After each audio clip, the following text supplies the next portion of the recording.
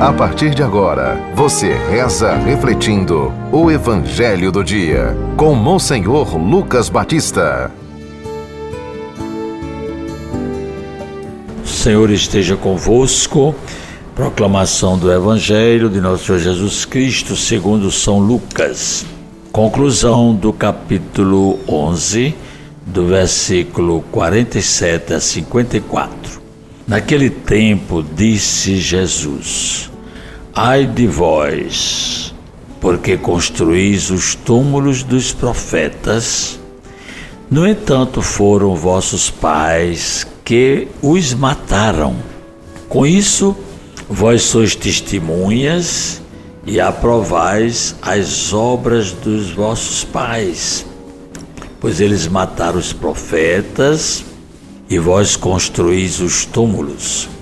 É por isso que a sabedoria de Deus afirmou: Eu lhes enviarei profetas e apóstolos, e eles matarão e perseguirão alguns deles, a fim de que se peçam contas a esta geração do sangue de todos os profetas, derramado desde a criação do mundo, desde o sangue de Abel até o sangue de Zacarias, que foi morto entre o altar e o santuário. Sim, eu vos digo, serão pedidas contas disso a essa geração. Ai de vós, mestres da lei, porque tomastes a chave da ciência. Vós mesmos não entrastes e ainda impedistes os que queriam entrar. Quando Jesus saiu daí, os mestres da lei e os fariseus começaram a tratá-lo mal e a provocá-lo sobre muitos pontos. Armavam ciladas para pegá-lo de surpresa por qualquer palavra que saísse de sua boca. Palavra da salvação. Caríssimos ouvintes da 91.9, do nosso YouTube, do nosso Instagram. O Evangelho é sempre uma palavra viva, atual, escrita, no caso aqui do São Lucas, 80 anos depois de Cristo, e nós estamos mais de 2000 anos depois de Cristo. O ano que entra nós vamos comemorar 2025 anos de Cristo.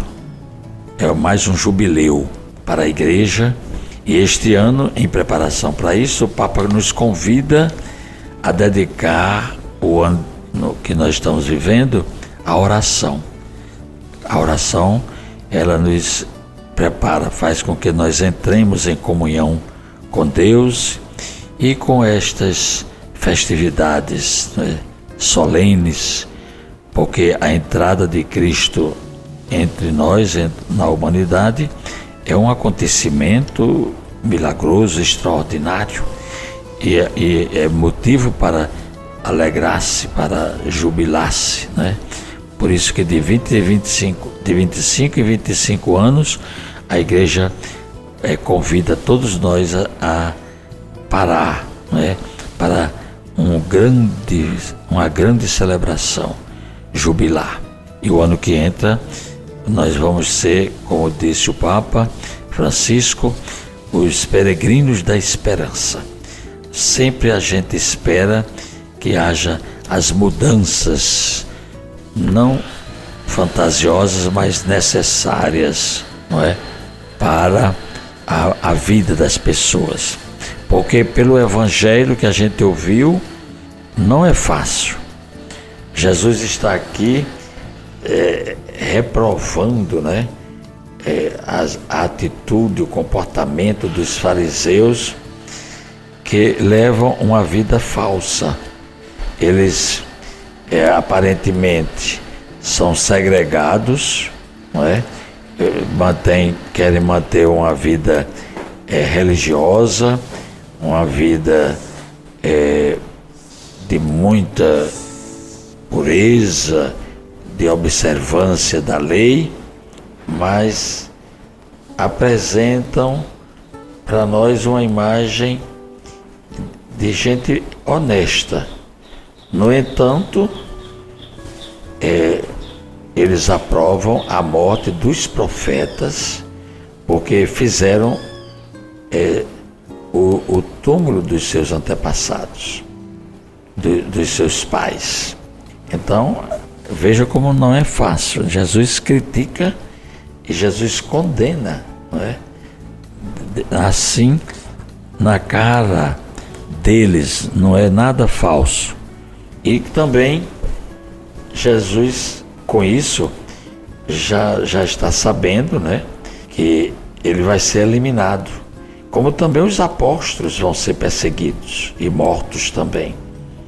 E nós sabemos que essa caminhada vem desde Caim, que matou Abel, até o sangue de Zacarias, que foi morto entre o altar e o santuário. Então veja como é a história, né? Por isso que a gente só pode compreender os fatos de hoje quando a gente relaciona com o passado, com aquele que a história registrou. A gente não percebe mudança, não é?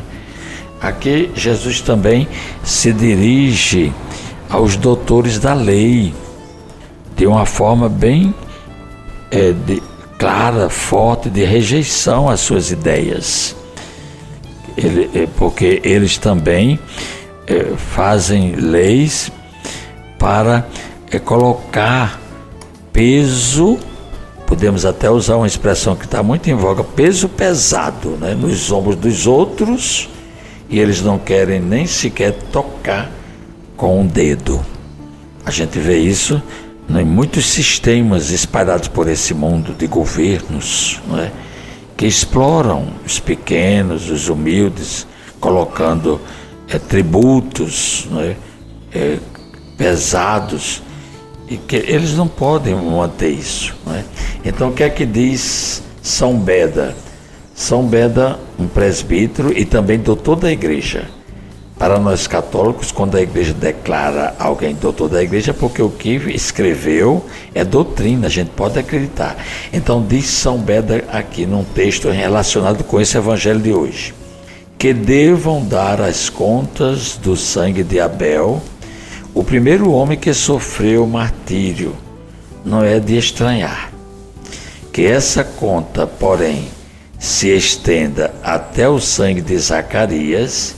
Isto sim merece ser investigado, já que entre a morte de Zacarias e o nascimento de Cristo, muitos outros sofreram o mesmo fim, para não falar dos inocentes que foram massacrados logo após o nascimento de Cristo. A não ser que, já que Abel foi pastor de ovelhas, Zacarias sacerdote, e um foi morto no campo, o outro no pátio do templo, as duas classes de mártires, a saber, os leigos, aqueles que se dedicam ao trabalho, no caso de Abel, que representava todos os pastores, e os leigos, e os que se dedicam ao ofício do altar, que são também os religiosos, os que vivem na missão. Nós estamos no mês missionário e nós sabemos que até hoje muitos missionários são martirizados. Pode ser que isso tudo esteja escondido sob esses nomes. Portanto, são duas imagens belíssimas no sentido bom da palavra para significar o que nós estamos vendo hoje, né? Abel, primeiro mártir da humanidade, representando todos aqueles que também dão a vida por causas justas, e Zacarias, o sacerdote do templo, que representa também todos os que dão a vida por Cristo. Então assim a gente vai entendendo que as coisas continuam, não é? Não há quase diferença de tanto tempo para os nossos dias, apesar de tantos avanços.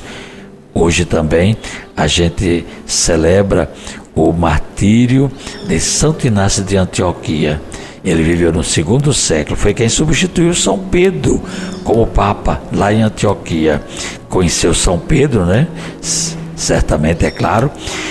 E ele escreveu o seguinte: deixem-me ser a comida das feras, pelas quais me será dado saborear a Deus.